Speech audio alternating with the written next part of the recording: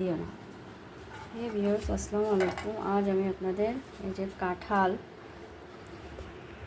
আর কলা, এই যে কাঁঠাল, কলা, চিনি একসাথে করে এরকম খামি বানিয়ে পিঠা তৈরি করব। এখন এটাকে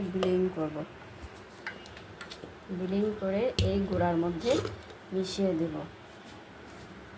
চালের গুঁড়া দিয়ে মিশাবো, মিশিয়ে একটু বিলিং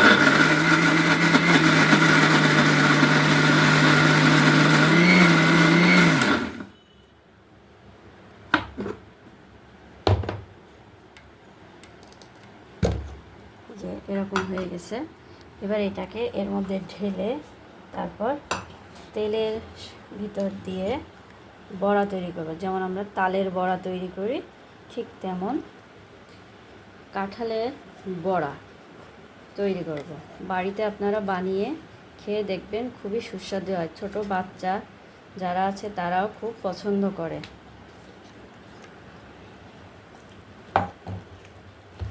এটাকে একসাথে মাখিয়ে নিচ্ছি। মাখিয়ে এবার ডুবা তেলে ভাজবো। কাঁঠাল আর কলা দিয়ে পিঠা বানানো। পিঠা বাড়িতে সবাই পছন্দ করে, ছোট বড় সবাই। এইবার আমি ডুবা তেলে ভাজবো।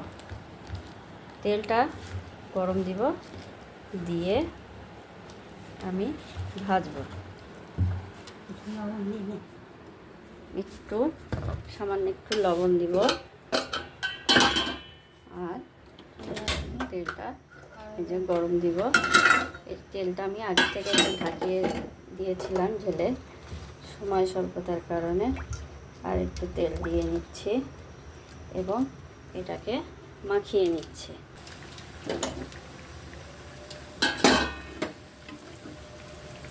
দেখুন লাল লাল হয়ে আসছে।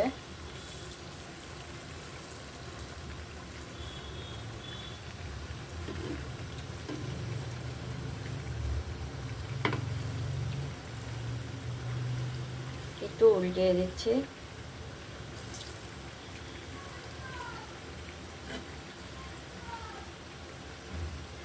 প্রায় হয়ে আসছে, আর একটু হবে।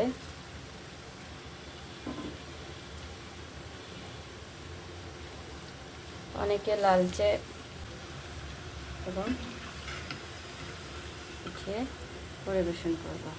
এবার দেখুন কি সুন্দর লাল হয়েছে কালারটা,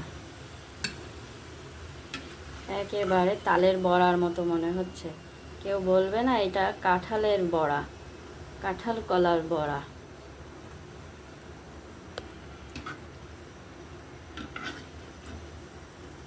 তৈরি হয়ে গেল আমাদের কাঁঠাল কলার বড়া। ধন্যবাদ। যদি ভালো লাগে শেয়ার করে দিন অন্যকে দেখার জন্য, এবং তৈরি করে খেয়ে দেখবেন, খুবই সুস্বাদু। ধন্যবাদ।